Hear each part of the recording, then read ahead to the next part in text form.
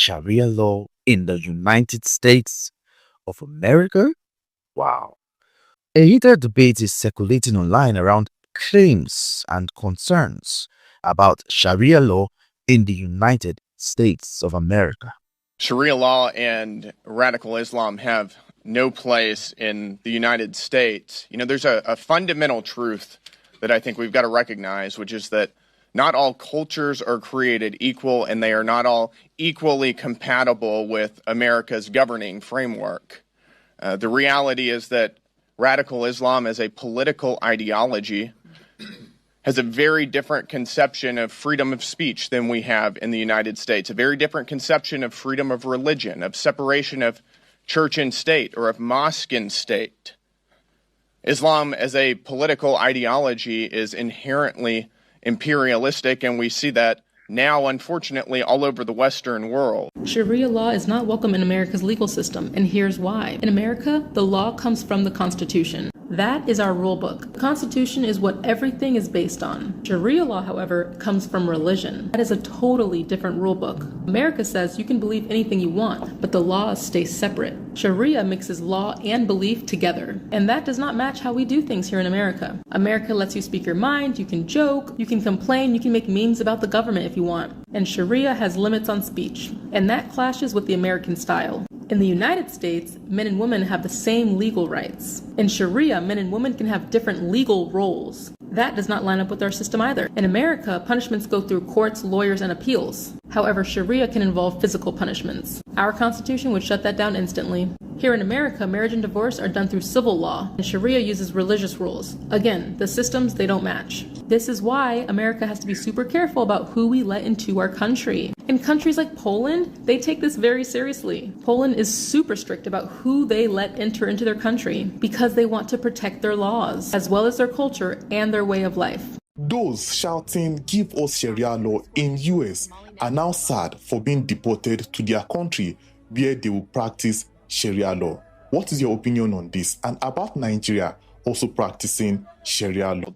So under Sharia law, if you are a part of the LGBT community, you're going to be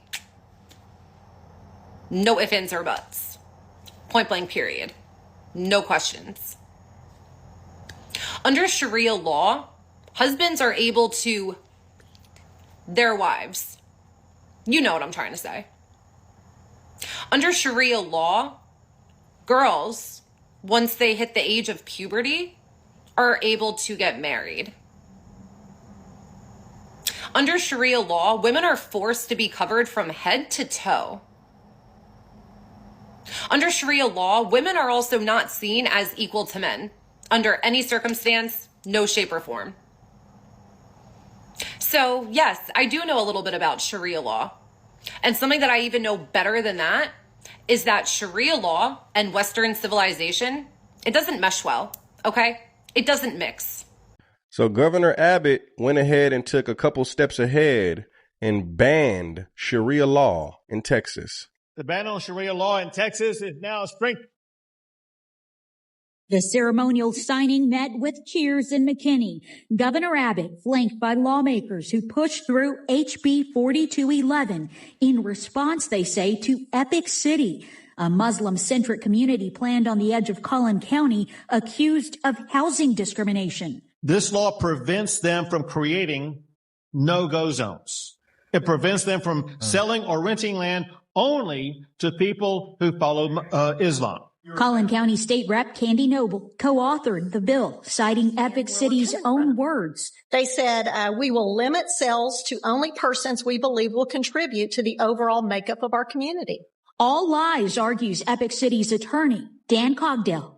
I mean, simply put, Governor Abbott couldn't find the truth with respect to Epic with a CNI dog, a search warrant, and a citing. It requires disputes to be resolved by Texas law and Texas courts, not Sharia law.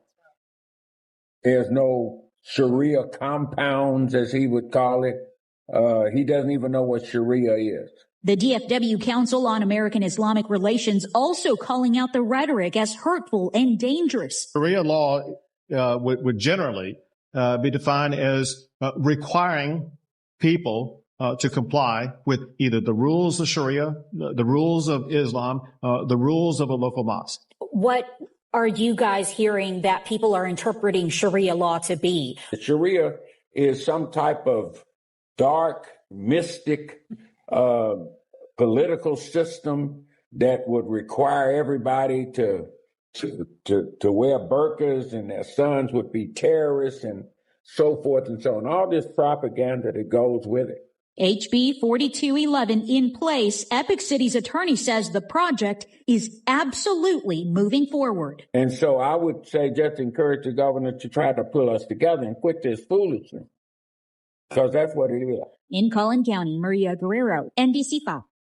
Guys, people can say what they want to say, but Sharia law is law that is in alignment with the Quran. And there's different things that are in alignment with the Quran that we as civilians in America do not get down with. So do I think it's a good thing that Governor Abbott banned it? Most. In the United States, we're starting to see that in many Islamic communities, they're trying to put Sharia law into force. And some people say, oh, what's the big deal? It's their community. Let them have Sharia law. Let's just take a minute to look at how disastrous Sharia law would be in the United States. Just a few examples. For one, we might see that people who are convicted of stealing a loaf of bread, let's say, have their hands chopped off because of that. We would see women lose a lot of their rights. We would see gender inequality laws. We would see that women would not have the same inheritance rights as men. We would see that women probably, in many cases, could not testify in a court of law because, after all, women can't be trusted. Now, this is Sharia law. This isn't Stewart law. We would see all sorts of inequality, and we would also see that Sharia law would be a violation of the Constitution because, while some can argue that the Constitution does not really have separation of church and state, the Constitution does have an establishment clause where we can't see that any form of government can establish an official religion. And of course, with Sharia law, the official religion would be Islam. And we know that Islam is not very friendly to non-Islamics. So they can fake their way for a little while until they get ruling. But no, it doesn't work that way. And many states now are passing anti-Sharia laws so that Sharia law cannot come into force. Muslims want to bring Shia law to the United States. Do you even know what Sharia law is? Feeding the poor, that's Sharia. Smiling at someone, that's Sharia. Being kind to your neighbor. Education for every child. Women's right to work. Marriage must be between two consenting adults. That is Sharia. Respecting your parents. Workers' right to fair pay. No interest loans, so there's no poverty. The current court system is derived from Sharia. Democracy is Sharia. Hospitals have been built on Sharia law. We're already living under Sharia law. So what exactly are you fearing? Just super quickly, would you all support Sharia law coming to America? Oh, are you recording? Yeah. I don't think so. I mean, America is a country not founded on Sharia law, and bringing that into America is a very difficult process, and I don't think it would fit in. America is all types of ethnicities and cultures, and putting in Sharia law just projects America into one category, which is not what America Freedom is about. A heated debate is circulating online around claims and concerns about Sharia law in the United States of America, sparking strong reactions from different sides. Some voices are expressing concern about cultural and legal boundaries, while others say these discussions are often misunderstood or exaggerated. But here's the reality. The United States operates under constitutional law, and any conversation like this quickly becomes a debate about rights, freedom of religion, and legal limits. If you're just coming across our page for the first time, this is Global Info with T, where we say it as it is, we comment, but we comment respectfully. So the big question is, what's the fact and what's the perception about all this? And why is this topic creating such strong reactions? Original credit to creators whose video we use for this illustration and example.